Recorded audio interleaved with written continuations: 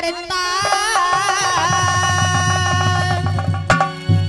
बढ़ती जनसंख्या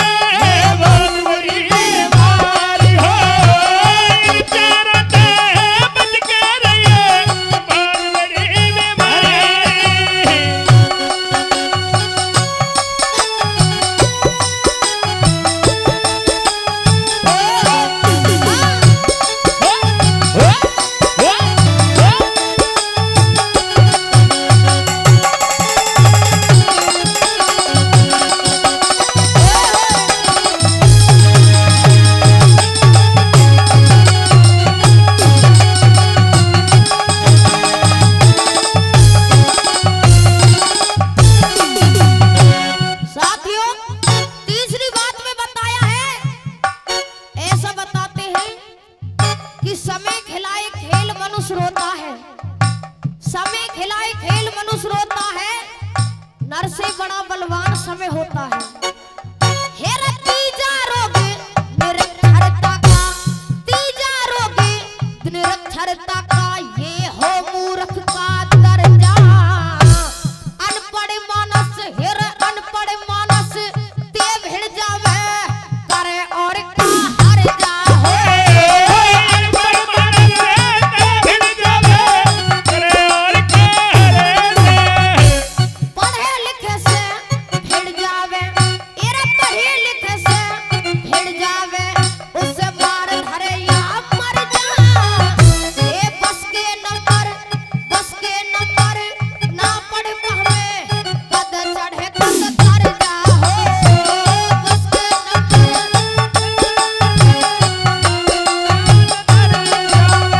हेरा आने पड़ी पीरी जा, जाने की अनपढ़ प्रजा जाने कितनी, ये हो धकेदारी। एक ही रोते बल के रे, बहुत बुरी बीमारी हो। चारते बल के रे, बहुत बुरी बीमारी हो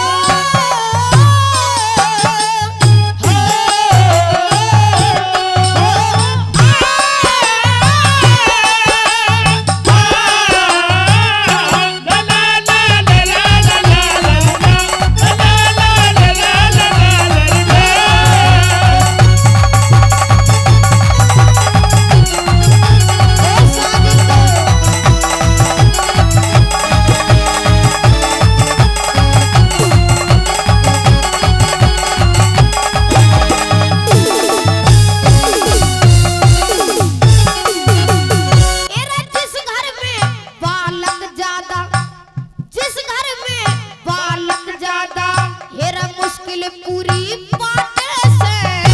किसी का कुर्ता, किसी का कच्छा, रोज पजामा